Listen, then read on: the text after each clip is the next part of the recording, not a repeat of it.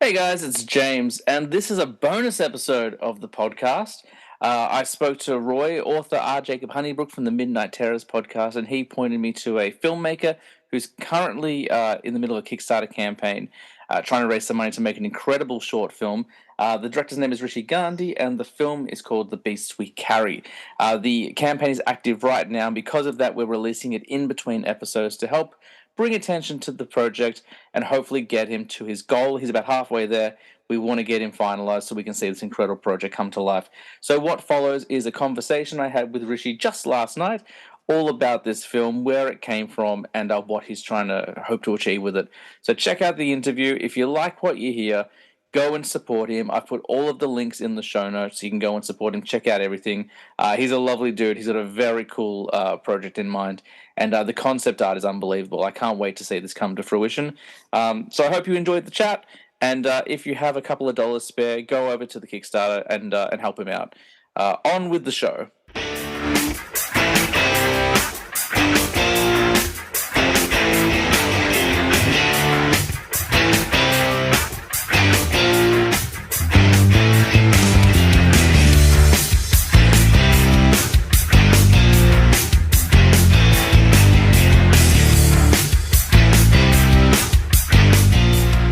Welcome to I Was a Teenage Film Snob. I'm James Chalmers, your friendly neighborhood film snob. Guys, it's another solo show.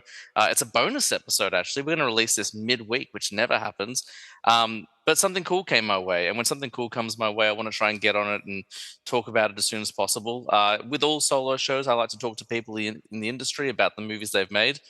But today, my guest is in the process of getting a film made. We've got a fantastic Kickstarter campaign that's running right now, and looking to create something very unique in the horror genre, but also providing a really wonderful social commentary on some things that a lot of us kind of lived through, whether we were affected by it immediately or kind of affected by what came afterwards.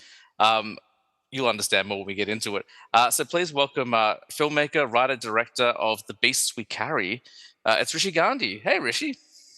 Hey, how you doing? Thank you for having me on. Not a problem at all. Thank you for making it work. For those listening at home, it is 5 a.m. where Rishi is. It's 10 p.m. where I am, and we're just going to try and make it work. But lovely to officially meet you. We got kind of connected through a mutual friend, Roy, who is on the Midnight Terror podcast. So lovely we got able to connect.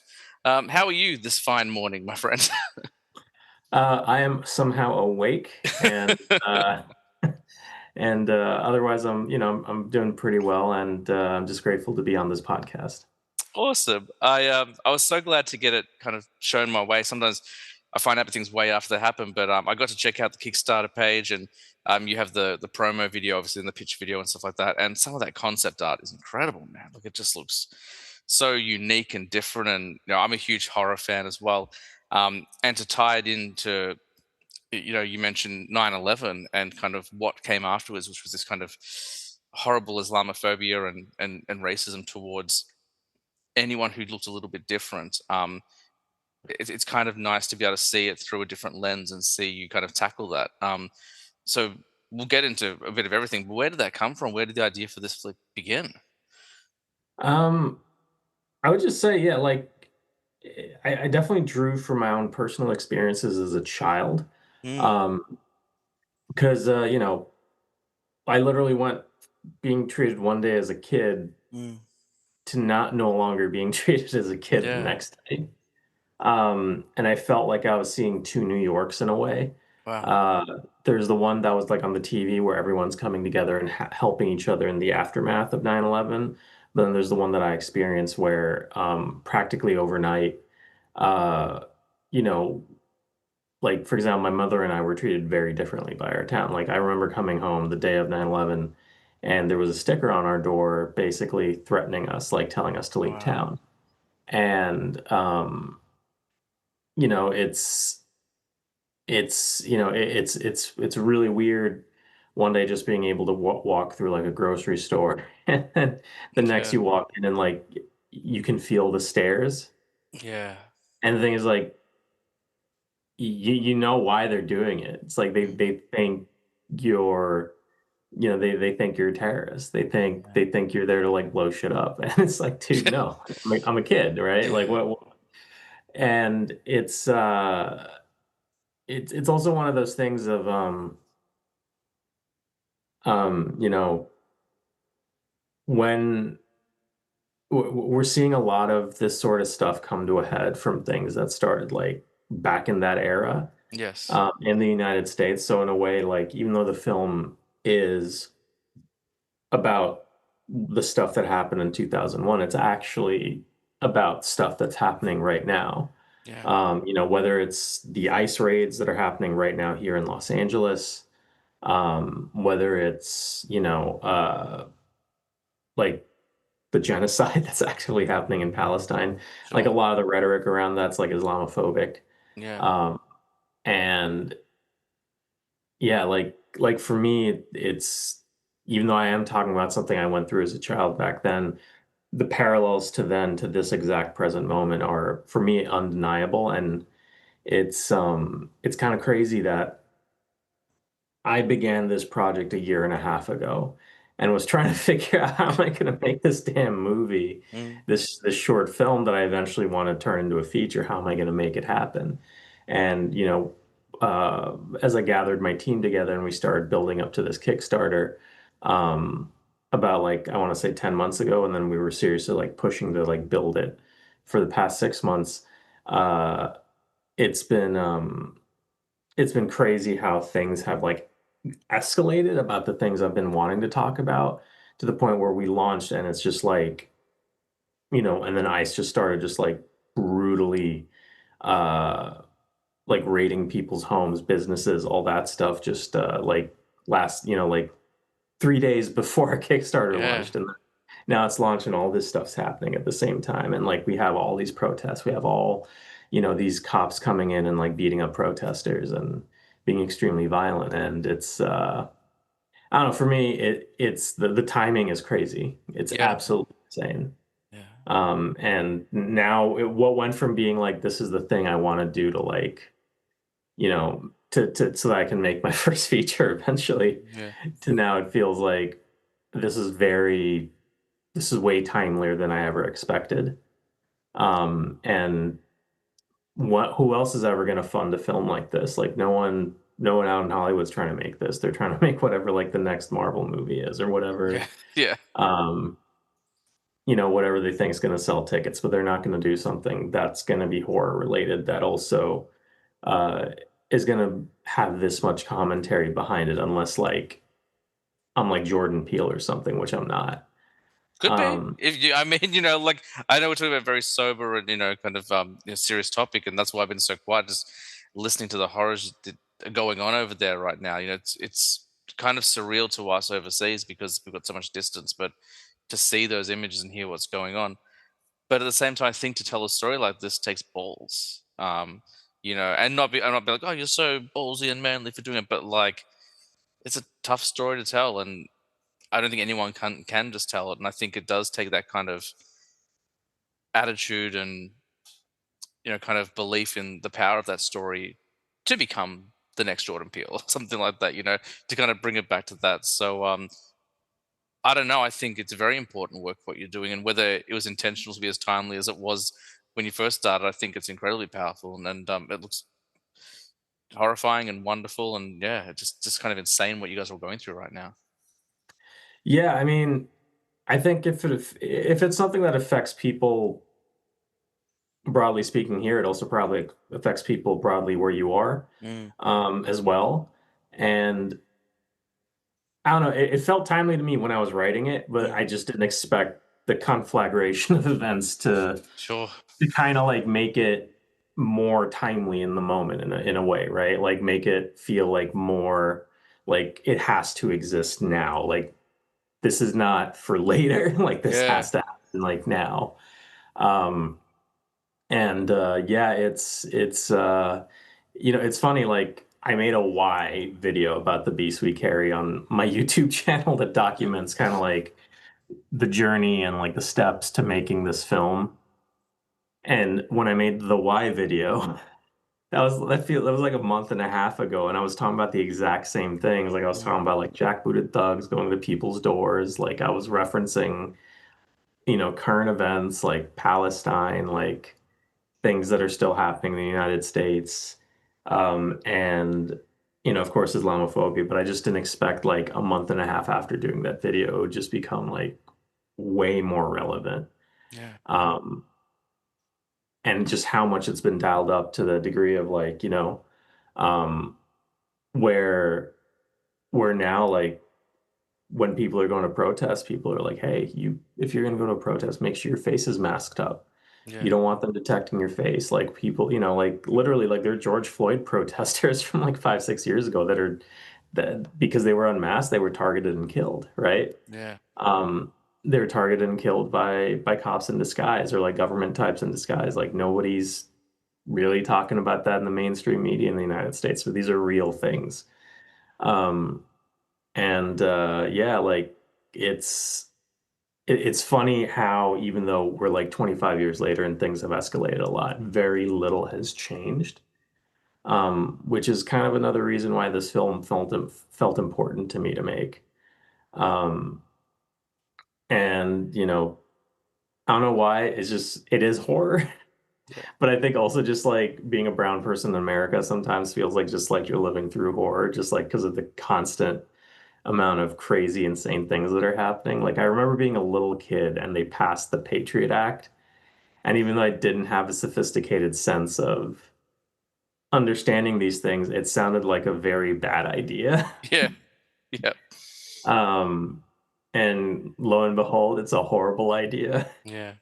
with the amount of state surveillance that happens, with the amount of like how much um how much more policing is militarized in this country to the point of like uh just because they're primarily targeting like black and brown people first, like most white folks in the United States don't necessarily feel it affects them, so they don't ever have to think about it.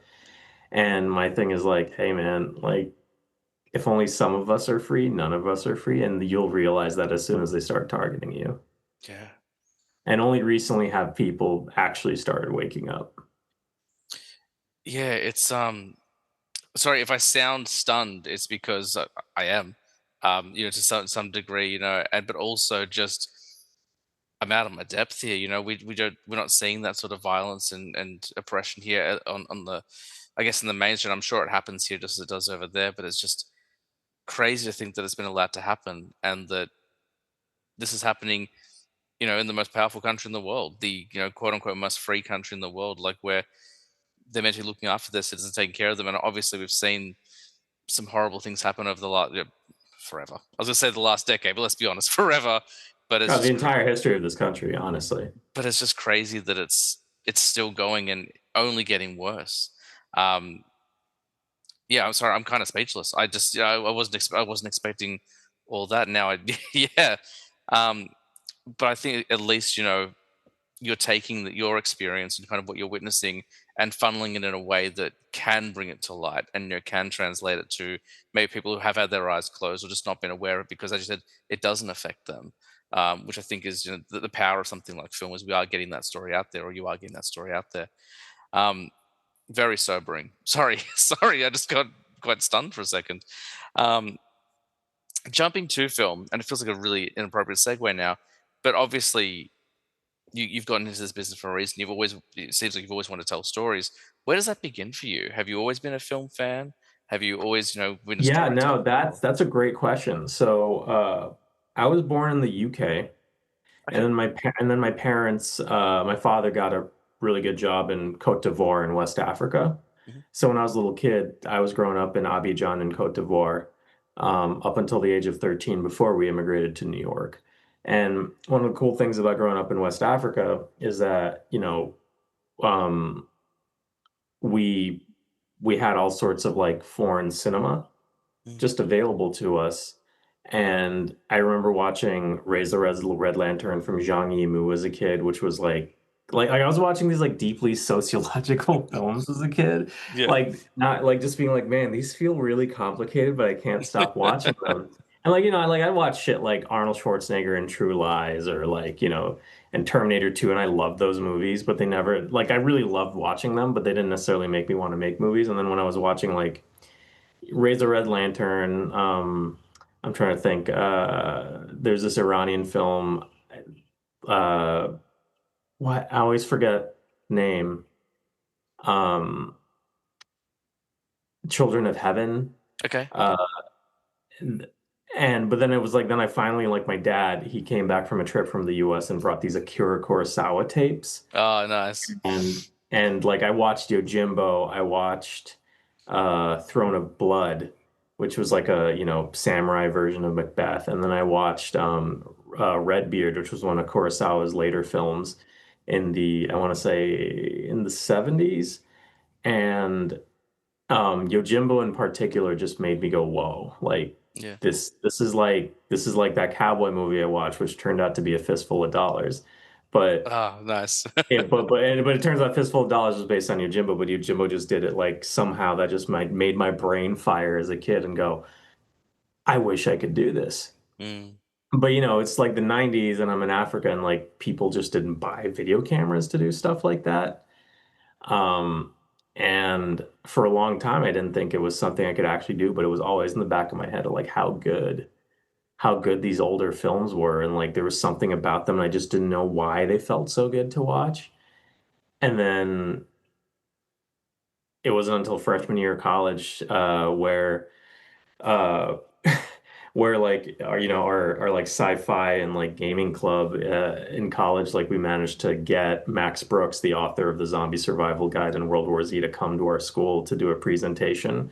So then I was just like, yo, how dope would it be if we made a short zombie film as like a club, and like myself, my roommate, and like 60 other people like basically came together and made this zombie horror short like over the course of a weekend in secret because our school didn't want us shooting a movie.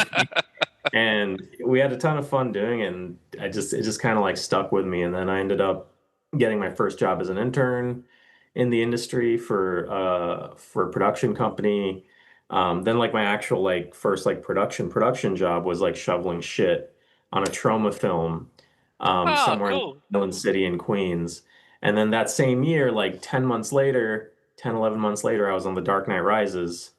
Um, so actually, yeah, it would have been like either the next month or like the next 10 months or sometime in like early 2011. Like I worked on The Dark Knight Rises. Um, Actually, or was that 2012? I'm for it's kind of blends together, I know honestly. it was Was released in 2012, so they must have shot 2011, or like Nolan likes to shoot for a while, doesn't he? So Yeah, no, I know. Actually, I think it was early 2012. Like, I think yeah. 2011 was when they were casting us, and then like early 2012 was when it was shot. And yeah, and I worked on that movie as an extra. And so like I got to experience like the most indie thing possible, Mm. and then like the heights, right? In the New York film scene. And then yeah, then I just kind of kept working, got a job in broadcast TV, worked as a DP, worked as an editor, transitioned to be more of an editor from a DP for a while. And then just kept working freelance mainly because that's how it works in this country. And then I want to say around 2019, I transitioned to being a film and television colorist. Um, and that took a little bit, and then COVID happened, so I have a lot more time to make that transition. Sure. And then, yeah, but that whole time when I'm working all these jobs, I'm just, like chipping away at becoming a full-time director. Mm. And I'm directing a lot of like short form documentary because at the time it's well what came easy to me, even though in my heart I always wanted to be a narrative director. But with documentary I could just kind of pick up, go and like make things. Uh, and my first narrative short was shot in 2019. And then we released it by 2021, and it's called Mater Mortis. Yep. Uh, and that was a horror short that explored the kind of like dynamics of what happens when like people are going through an illness in the family, Mm. particularly this one South Asian family, like what how they're dealing with it. And it's the matriarch who's ill, and like the father and son, because they're so deeply in like these like patriarchal norms of their culture, like they are unable to express themselves to each other. Yeah. And it was meant to explore that. Mm. Um, so it was kind of something of a family drama slash horror film. And And now the Beast We Carry, I think, is like leaning, like I'm turning the horror crank on way Yeah. more with this one. Um, and I'm hoping by when I'm kind of done with this short, it's something people are so into that we can actually do the feature. Yeah. Um, and the films that are like deeply inspire me to make something like this from a visuals perspective are things like The Babadook, Yep. Alien, and the Murnau Nosferatu and the Herzog Nosferatu. And the Nice. reason why is like I think these are all visually just beautiful and effective films. Mm, And the way that they achieve them is by doing everything in camera, essentially. mm, There's no like animation, no VFX, and it's not like I dislike those things. I actually very much think those are very vital tools in the toolbox. It's just for the purposes of making the short, I felt it was going to add a much longer production time um, when we could actually get things done effectively in an intelligent way, like and get a short out sooner. And one of the things I think that confuses people a lot about the concept of this short is like when these inner selves show up. Actually, I don't think we've even like talked about like we the haven't. Sorry, I just was loving hearing you talk about it. I was just like, go for it. Please tell me. But yeah, tell us about the content. I'm familiar. I've watched it, but tell them what it's all about. yeah. So if you go on the Kickstarter page for the Beast We Carry, um, basically what happens is we have this young boy. His name's Raju.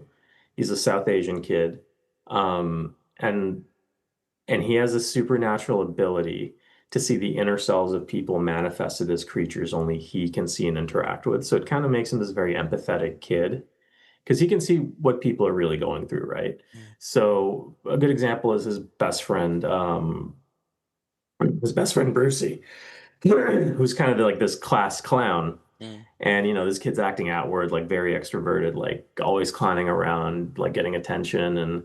But when he looks at like right next to Brucey, there's a sad clown mm, that's just standing and like crying and all these things. And it kind of makes it obvious that like yeah, Brucey seeks and craves attention, right? That's the implication. So in a way, like a lot of the subtext for characters is given away yeah. to Raju.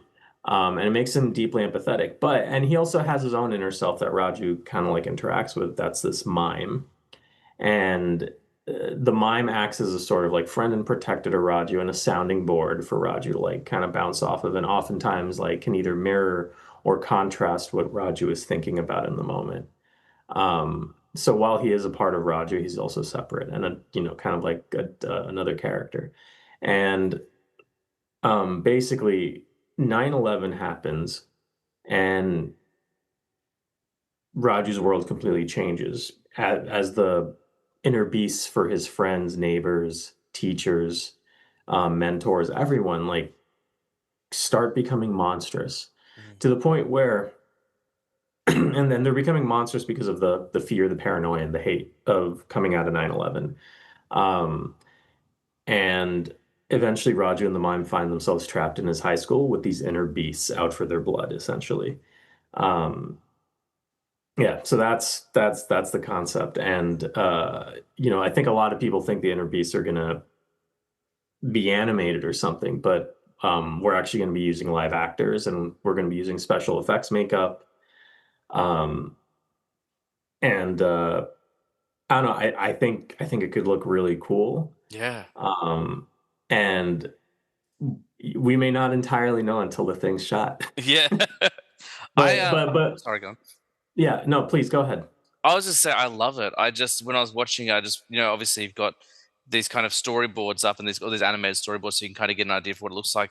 And it reminds me of so much of the horror or horror inspired media that I consumed as a kid. Like there's elements, it almost feels a bit like Silent Hill. And I'm not saying that you've aped any of these things, but just like I'm kind of making that connection. It reminds me of like Silent Hill or even like Constantine, how like the demons and angels are almost kind of overlooking people, but they're fighting their own war at the same time. But to link it to something as globally traumatic, because we did suffer this kind of global trauma and obviously it affected everyone differently as 9/11. I just think it's such an interesting perspective to play it through. I think you could have easily made this movie just a horror film based on these ideas you had, but to connect it and link it to something that you experienced yourself and you saw the people around you. Um, I just think it's such a brilliant approach to it, and I think it's just I've never seen anything quite like this before, and so with such a great I guess political message as well. I just think it's a really great marriage. So I'm obsessed with the idea. I think it looks fantastic. Well, thanks, man. I mean, you know, obviously it takes like kind of a village to make a film Mm, happen. It takes a community. And I don't just mean on the production side. Obviously, it's going to take like people that are into this to help us bring it to life, mm. which is why we need a Kickstarter, right? Yeah, Um, and uh, one of like the real challenges with something like this is like I feel often like indie film, everyone's like, yeah, how can I do this on like string cheese and nothing else at all? mm, But I think like for this, for people to really see for people to really see this so that they get it. Um, that's why I'm doing this short. Like I want to do this short so that we can do this feature that I have in mind. And I think once we pull off the short, um, and we're able to like take it to film festivals, if we're able to put it online for people to see, it's going to make a lot more sense for a lot of people that don't maybe understand what we're trying to do. And that's one of the hardest things about trying to make a film and trying to put a team together, yeah, especially when you don't have money, is you do need a core group of people that are willing to do it. Um, at least in the beginning to help us get to this point where we can get funded on Kickstarter. And that's really tough. And myself and most of my team, we have either worked together in the past or like some of us have worked together in the past. So, we're kind of coming together to make this happen. And for me, no matter what happens with a Kickstarter, pass or fail, I'm making this damn short. So if that mm, means I got to put my life savings into it and be broke for a while, I'm going to do it. Um, oh, I just see it as it has to happen. uh, But if people contribute, it obviously makes things a lot easier because at least I'll be able to eat for a while. yeah, Um, and I'll uh, they'll be paying for the labor of people that are working on the film, which I think is really really important to do, especially because times are tough right now, yeah, sure, economically all around. yeah, absolutely. But at the same time, like, yes, times are tough, but I think this is something worth investing in. It's like, if you believe in it, if it's a story worth telling, like, do you want to slap down $8 and see, as you said before, like the next Marvel movie? Like, yeah, I do. I do want to do that, but I also want to slap down my $8 or whatever the case may be for something I really believe in and I like the look of. And I just love how ambitious your film is as well. Like when you see shorts on Kickstarter, a lot of the time it is people kind of playing it safe. And you're talking about doing it on a string cheese budget and stuff like that. And I always need to pay for buckets of blood, but I feel like it's so different to what I see normally on crowdfunding because you're like, no, no, no, like we need a lot of money, not as much as a Hollywood film, but a lot of money. But if you give us this money, if we can fund it, then we can tell something really special. And according to what I saw before we were recording, you're about halfway to your goal. Is that right? Yeah, we're very, very close to hitting the 50% mark. Yep. Um, and what we're what we're asking for is 30,000 US dollars Yep. as our kind of base budget. And that would basically be kind of like our minimum production budget just to shoot the film. Yep. Our first stretch goal is 45K, which would be kind of like the more full production budget, Yep. because that gives us a lot more room to play with.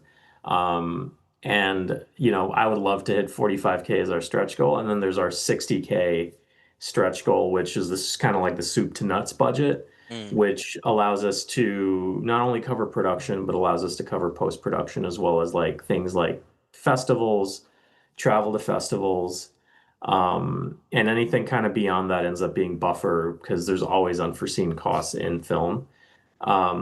But we do have in mind an idea of like how we would shoot this even on 30K, which I think was like kind of like before, like if we go a little lower than 30K, it gets a lot harder. Sure. Like Yeah. and the thing is, to the point where it affects the concept. Yeah. Um, so so right now the major goal is to hit 30K because we just want to pass it so we get some part of our budget. Um, and we are planning to shoot sometime in either August or September, depending on what the final budget is. Will also give us a better time of when we're going to shoot. So the thing is, this is happening. Mm. Pass or fail, this movie is happening. Um, I have a good chunk of the team lined up. Like other positions are going to be filled as we get closer to the shoot because Yeah. it is a short, and it's really hard to keep people on hold for a short versus a feature. Yeah. Um, and yeah, like everyone that's working on this is a pro. Yeah. Like we're doing this. Yeah, on some level, a lot of us are doing this because we believe in it. Like that's how my core team came together. Um, and Yeah, man, I don't know how often it is you get a professional squad of people that have worked together in the film industry, like going on Kickstarter just to do a short, Yeah. so we can eventually bring you guys something even like bigger and better. And it's really, really hard to make films. Yeah. People forget that people think it's like you do it, it's just for fun, but it's like those of us that do this for a living, it's like, man, it's really hard. I mean, we there must be some level of like self-flagellation where we kind of stick with it Yeah. because and I think part of it is just because the collaboration aspect of it can be really, really fun. Mm. But also, at the end of it is just we have this thing that's like, wow, like we made this. Yeah. And then other people see it and they're like, wow, this exists. Mm. And that's kind of a really cool experience to have every time it happens. And I still kind of can't believe it when I finish making something. Mm. Well, yeah, and you mentioned before, I'm so glad you brought it up, when you're talking about your budgeting, post-production. And it's something that I think, if you're not into film, you don't work in the industry, if you're just a casual viewer, I don't think most people even think about like there are costs after shooting it, but it's like I've spoken to a lot of independent filmmakers and they're like, that's where we always blow our budget is when we get to post production because we have to focus so much on that shooting and get everything set up. But yeah, so we wanted to get as many people as possible, obviously, to the Kickstarter and try and get that budget up so we can help cover those costs for you for sure. Yeah, no, I mean, post-production is the one thing most indies do not budget for at all. Mm, And being someone that has worked predominantly in post-production, I'm very, very aware of this. yeah. So, like, which is why, like, I'm like, hey, if you guys want to help us cover post, like, there's a reason why we're at 60K for the final thing, because Mm, it just takes a while. yeah. Um, it's a lot of work. It's not like you can just fix mistakes you made earlier on, which is also one other reason why, like, it's been taking like a year, almost a year and a half lead up to this Kickstarter is because we've been doing a lot of pre-production so we can nail this concept head on. Yeah. Um, so yeah, that's been kind of the kind of like the impetus and the goal for this whole thing um was to make it as good as we possibly can. Even at 30K, we're trying to nail it there. Um, and obviously I'm probably should we only get 30K, I'm gonna have to search around for other investors and stuff to help us like meet like some of those other costs. But even just hitting 30K goes a long way towards helping us get there. Yeah, for sure. So right now you're in pre-production. You've been doing obviously a lot of planning and stuff like that. Have you started the casting process? What's next? What is the next step for the production, and where do you go from here? Yeah, that's a great question. So only our lead so far is cast. It's Leo Solomon who played the lead in my last short, Mater Mortis. Hmm. And we're going to be casting everybody else as we get closer, as we're like maybe like a month and a half out from the shoot. Hmm. Mainly because it's a short and people can't be kind of like held on for a long time for that. And then we'll be filling out our other crew positions relatively quickly as we lead up to the shoot. Yeah. Um, and I mean, we've done a lot of things so far, like working with our storyboard artist, Brett Haas, for a while, just doing the film. Although that one scene you saw with the storyboards for the opening animatic, for on the Kickstarter page, that was done by my good friend Andy Kung, to kind of like nail the feel of it, and it was edited together by my friend Yann Lefrançois Rizgen, who is actually going to be the editor for the actual film, so you can get a good idea of like the type of pacing, feeling we're going for through that animatic. Mm. Although the funny thing is that quite a few people seem to think that the film's an animated film after seeing the Yeah. animatic, even like even though the body says it's a live action film, I guess nobody reads anymore. I would say I did because I was watching. I was like, oh, animated film, and then I read. I'm like, nope, live action. I'm glad I read this because I had Yeah. the same mindset at first. Yeah, but I guess not many people do read anymore. So yeah. Yeah, yeah. Or people don't scroll down and read the Mm, whole thing. I mean, there's a lot of material to get through, but we're trying to be as upfront about like where your money's going, mm, what we're trying to build, and so there are no surprises at the end of the chain. And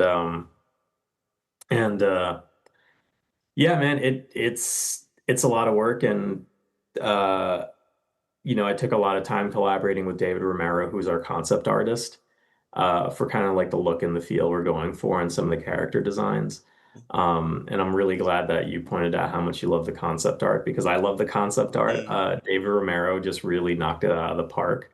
And we're very much a production that cares about people. mm. Um, so nothing is going to be AI generated. Yeah, fantastic. So what the stuff you see is coming from real artists.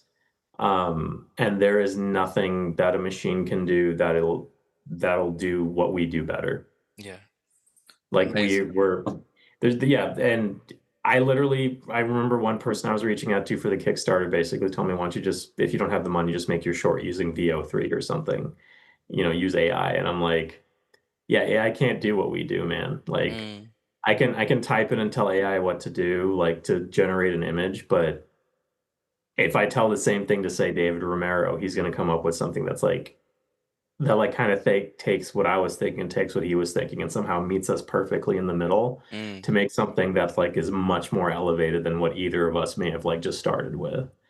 And it's those type of collaborative conversations where the director comes from one place, the specialist comes from the other. Like you meet and it's like you guys somehow like your visions meet together. And when it gets elevated like that, it's like that's kind of like the beauty of collaboration and mm. why AI cannot replace film. And it Yeah. cannot replace like actual craftsmen and artisans and like, artists that are making these things. Yeah, that's awesome. That's another thing that's really in conversation right now is the whole AI thing. And I think there's a place for AI somewhere. I think there's room for it somewhere. But when it comes to Yeah, create replace CEOs, replace all those rich motherfuckers. Yeah. Yeah, AI should replace them. No, literally, like it should replace them, man. Like they're Yeah. terrible at their jobs. Look, Yeah. Warner Brothers Well, combined with yeah, Discovery a couple years ago. Now they're splitting up. It's like, oh yeah, all those MBAs of yours and like, whatever other advanced degrees you got for business, quote yeah. unquote. Like, yeah, big fucking help. Yeah, Yeah. just replace those guys with AI. We do a Yeah. lot. Absolutely. Um, you mentioned your characters before, and I want to jump back into that because these inner beasts that you were talking about. That's what really attracted me to the project. Seeing them, Yeah. you mentioned the mime and the clown. I don't know how much you can say without spoiling it, but where did the ideas for those different characters come from? And can you tell us a bit about some of them? Yeah, absolutely. So for me, the mime kind of came from it started as like visual inspiration Mm, from looking at things like Spirit, like No Face from Spirited Away, or mm, like Charlie Chaplin. Like there's this picture of Charlie Chaplin sitting next to a kid. Um, and the reason why it ended up being a mime specifically is because I kind of love this idea of him being silent. And granted, it turns out all the inner selves are silent and it kind of have to mime out anyway. But when they become beasts, that changes, right? They like start making more like bestial sounds throughout. But the importance thing for me of the mime is that it reflects that he is a part of Raju and he's kind of like this expressive, like um kind of like soul of Raju, right? mm, And sometimes how when we think to ourselves and we're kind of confronting ourselves with either like an angel or demon on our mm, shoulder, maybe they talk to us, or maybe like sometimes it kind of comes through more like a feeling. mm. And I thought it would be beautiful and effective to kind of express that through a mime, something um, that has to emote physically. But I thought it was fascinating that you gave a character who, again, not knowing much about the project at the stage being unfinished, but you gave a character who I would assume is quite voiceless. an inner beast who also doesn't use their voice. I kind of found that to be quite interesting. Um, Yeah, I mean,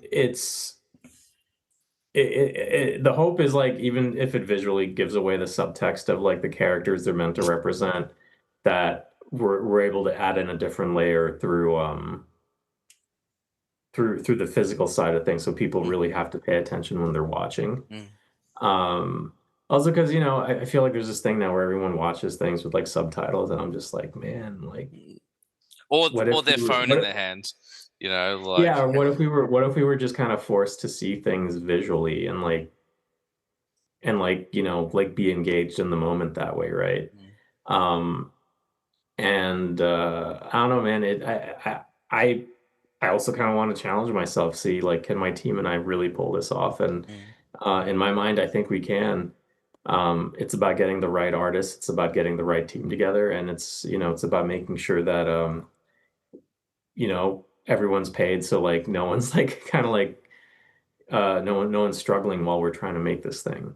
yeah, And I think when we kind of meet those things, like we can make something elevated that's probably even better than what I'm even pitching right now. yeah. Um, Uh, Yeah, sorry, I didn't mean to step over you. I had that question about the mime, but you were telling us about the other characters as well. Sorry, I didn't mean to interrupt, but that was all no, coming no, through. no, that was a great question, and to explain the other kind of inner beast, like the main inner beast we're going to see in the short, Mm, um, are predominantly going to be the bodybuilder and the clown. yeah, And those are the inner beasts that belong to his best friends. yeah, So, the concept art kind of gives it away a little bit, mm, but um, Raju ends up having to contend that with his best friends that he's like things are going to change, things are going to mm, shift after 9/11. And basically I explained how the clown kind of showed like Brucey's kind of inner desire to be loved in a way. And his other best friend Willie is like kind of like this nerdy kid, and he's got this like bodybuilder who's his inner self that exudes a lot of interpersonal strength. But it kind of get that obviously gets subverted post 9/11 when um he's unable to deal with like the social pressures of like being friends with this one brown kid, and yeah. that relationship changes. Very So cool. Yeah. yeah. Sorry, I didn't mean to. I keep doing that. I'm so sorry. No, it's all good. It's all good, man. But yeah, we also have tons of other inner selves. Obviously, I don't know if you've been following the campaign, but one of the tiers is like get an inner beast, Ah, where that's Dave cool. Mira will draw you an inner beast. So if you go on like my social media, like on like my Instagram, senior underscore Rish, um, you will see some of the previews of the backer, like the unique backer art we've had of Inner Beast, and like some of these beasts are things that like I'd love to do in a feature eventually, um, but yeah, like basically what the backer will get at the end of it is a unique piece of concept art that was made just for them, Mm. and you'll like there's the JPEGs we're putting online just to like preview it, but you'll be getting like a high res version of that file so you can make your own prints. Ah, that's cool. Yeah. Very cool. Um, Excellent, man.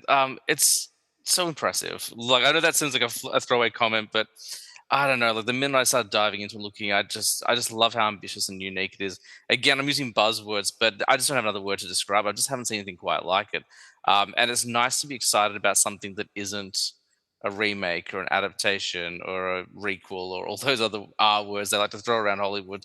And it's nice that it's so original and different. So, thank you for doing something as cool as this, man. I think it's really impressive, and hopefully people will dig it. Before we get out of here, we should definitely tell people where they can find it. So right now you're on Kickstarter, you're about halfway through the campaign. Um, should they just search for the title? What's the best way to find the Kickstarter campaign? Yeah. I'm assuming you have show notes. Yes, So absolutely. yeah, so there'll be a direct link in the show notes to the Kickstarter, but also if you just go to the Kickstarter and type in the beasts we carry, Hmm. that should be the first thing that pops up. And at least here in the United States, if I go on Google and type in the beasts we carry, the first hit that's not any one of the videos we put up will be the Kickstarter link. And it Excellent. should say The Beast We Carry, a horror short by Rishi Gandhi. Excellent. Definitely in the show notes, you'll be able to find the link to that. I'll put in the link to your YouTube journey as well. You've got a whole series of videos to why you're making this. You've given me a bunch of material I can work with, so I'll post all that in the show notes, and we'll Yeah. put it in Instagram as well, so people can go and check it out. Before we get out of here, is there anything else you want to tell the people? Anything they need to know, where they can find you online? Yeah, you can find me on social media on Instagram at senor_Rish. You can also find me on Blue Sky as rishjg.bsky.social, and I'm also on TikTok at rjg_film. Um, I also believe I gave you a Discord link that you can Yes. share in the show notes to go to the production Discord. So if you would like to interact with us as we are making this film, please go. Right now, there's nobody on, but it's there, and I would love to get to know anybody that is into this as we kind of go on this journey to not only make this short, but eventually get to a feature. Awesome, man. Absolutely. And before we get out of here, sorry as well. I know we're talking about the new one, The Beast We Carry, but you mentioned another short you previously directed. I keep forgetting its name. It's got a very special name. Where can they find that one? Mater Mortis Made of Mortis. is That's it. I was like, I'm going to on. butcher it. So yeah. It's all good. It's on Vimeo and it's also on my YouTube. Awesome. I'll post a link to that one as well. Because yeah, definitely want to check that one out and support you on that one. But we'll get some people head to Kickstarter, and hopefully get you a bit closer to your goal. Um, Rishi Gandhi, thank you so much for getting up so early to have a chat with me. It was lovely to have you on. Best of luck with the campaign. We'll promote it as much as we can until the end of the campaign and try and get you to cross that line. But that's going to do it for this week's bonus episode, random midweek episode. Thanks to everyone listening. Please go and support Rishi. Go check him out on Instagram. Go check him out on all his socials. And of course, head to Kickstarter. We'll be back with another show very soon. But as I say on this podcast every week, guys, I was a teenage film snob, but I'm trying to be better. We'll see you next week. Thanks so much for having me on.